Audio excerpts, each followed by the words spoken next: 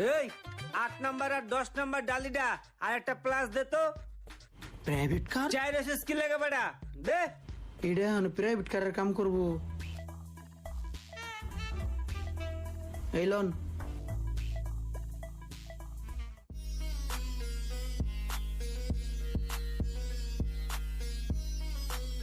নিজের কাম নিজে করা অনেক ভালো। মিস্ত্রি করে দিলি টুকটাকের মধ্যেই খালি টাকা টাকা করবো।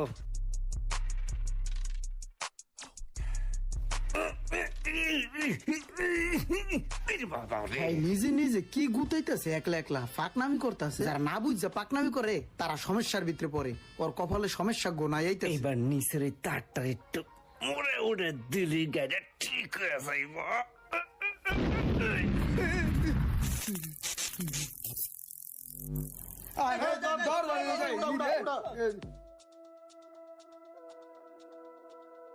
ভালো হয়েছে, পাকনামি করার সমস্যা না, মুখ দিয়ে দেবো বেরিতেছে।